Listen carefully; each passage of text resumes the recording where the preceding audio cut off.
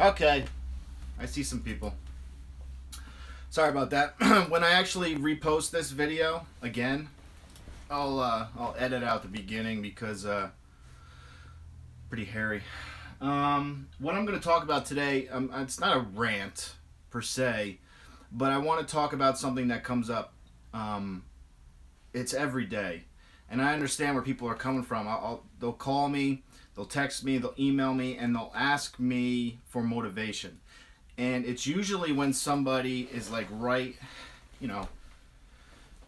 they've been going through withdrawal for a few hours, maybe 12 hours, 24 hours, and they're at that point where they're worried that they're gonna relapse, they're just gonna give up.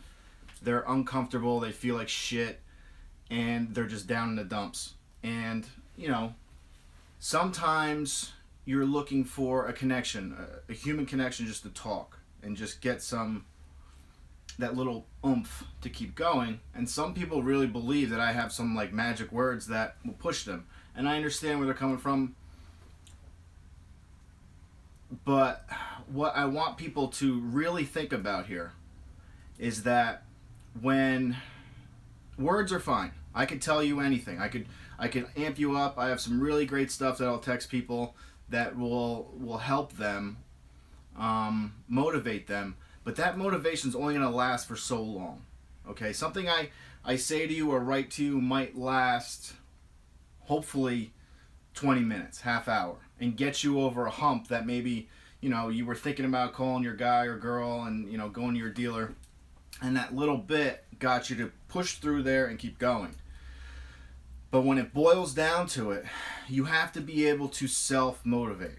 Okay, when you are alone, there's no one else around. It's 3 a.m. The whole world practically is asleep. Well, not the whole world.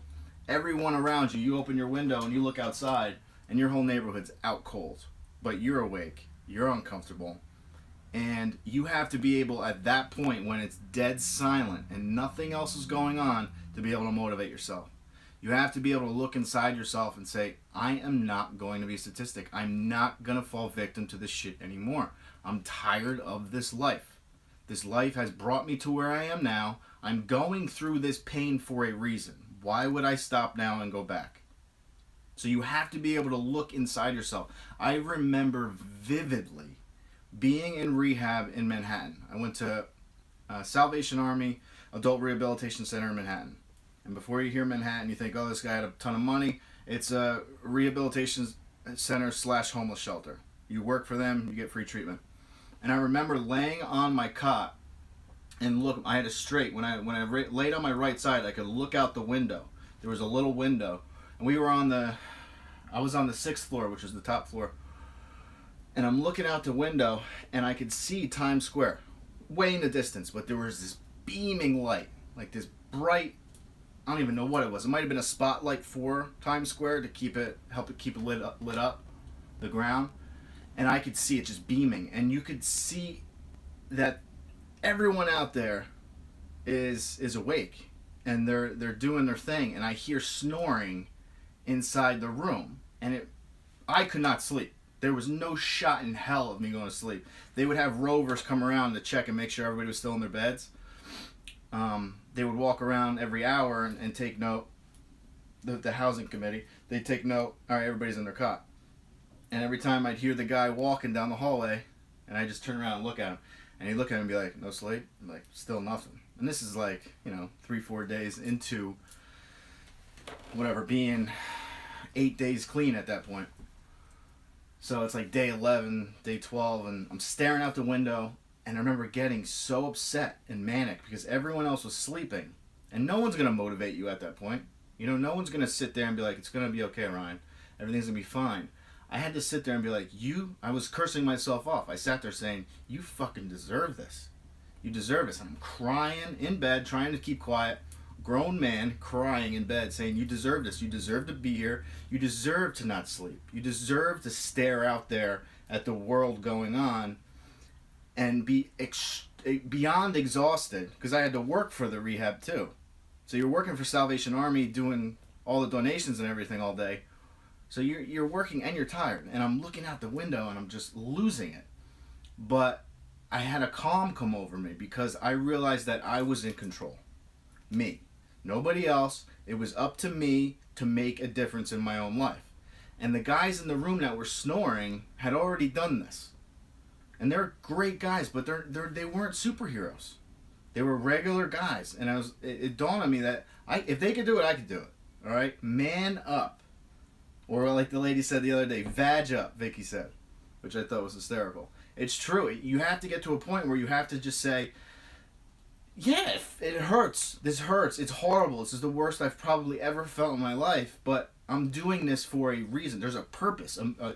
The biggest purpose of my life right now is why I'm doing this. I'm taking my life back and being in control. I'm tired of something else controlling my every thought, my every waking minute of the day is on these things, either the pills or the bags. That's all I think about. I don't want to live like that anymore. And if you're able to do that, you got it made. Obviously, you don't have it made, but it's going to make things easier. You have to be able to motivate yourself. Obviously, I have 600-something videos where I talk. I try to motivate. I try to do what I can. So when you are alone at 2 or 3 in the morning, you can look at videos. There's tons of good stuff on the internet, not just dealing with addiction. Okay? You have motivational videos on YouTube. YouTube's free. You could watch masterful motivational videos with, cuts from movies and inspirational quotes and people going through, hardships and making it through. And you have to look at yourself as, at times I looked at my life as being a movie.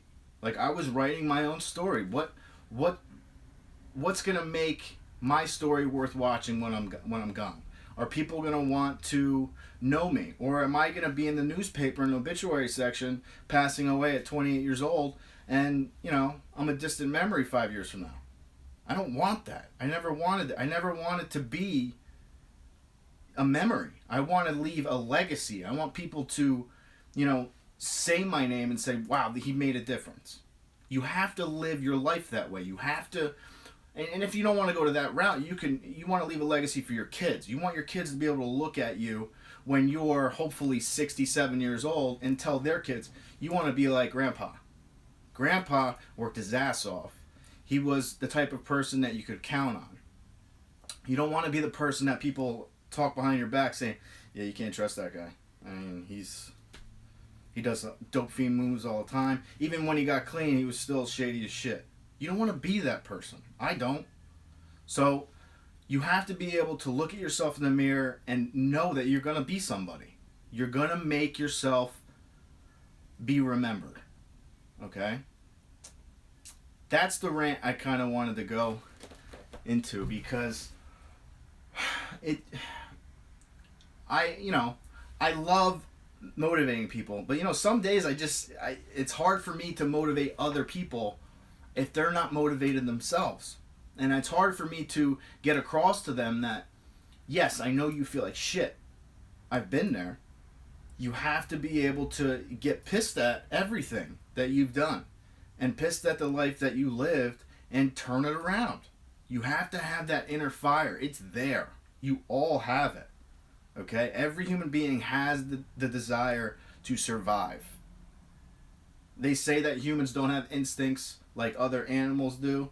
I don't know how much I believe about that, but I believe we all have the desire to survive. You hold somebody underwater, they're going to fight like hell to get up and get air. And that's what you're drowning in this lifestyle. You have to fight and get out. You have to live. Especially if you have kids. If you have family and people counting on you, they don't want to bury you. You don't want to be, what if your kids grow up and they're meeting somebody for the first time and they're going on a date and, oh, how you have parents? Yeah, what about you? My dad died when I was 3. I don't really know him.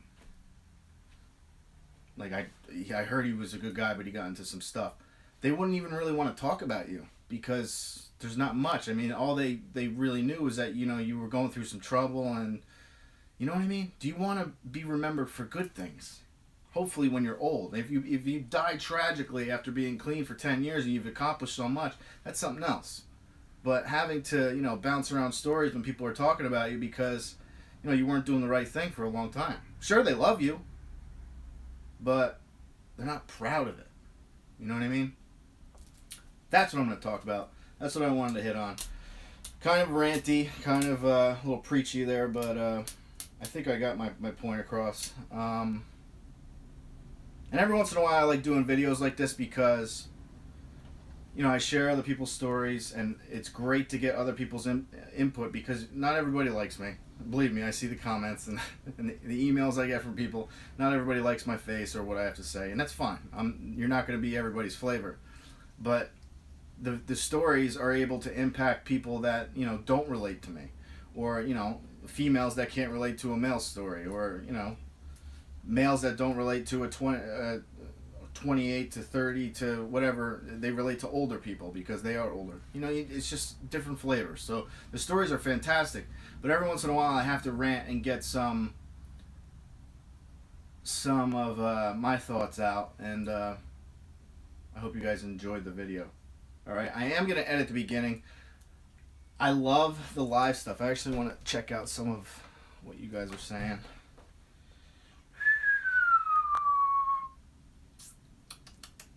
Yeah, follow Leisha.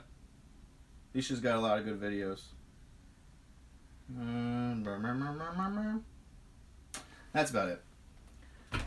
I'm going to end the video now. I have the ending of the podcast situation starting to tie up. I'm waiting on one thing. It's actually coming in the mail that I need. Should be here. They shipped it. You know, I hate when I buy stuff from companies and they wait 3 days to send me a tracking number. They wait 3 days to ship it. It's like, come on. I bought it, you know, 3 days ago.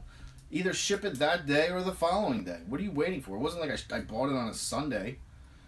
I bought it on, it was like Thursday. Come on now. And they shipped it on, it was Tuesday they shipped it. So I'm waiting for that piece to come in, and then I can start podcasting.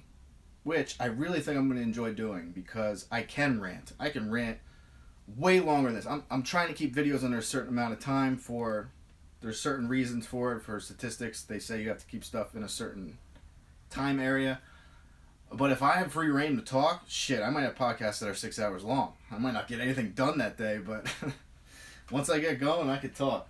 And it's therapeutic for me, too. All right, so podcast coming soon. I'll hook you guys up, let you guys know when it's coming. And that's it. All right, I hope you guys enjoy the rest of your Thursday, and I will see you tomorrow.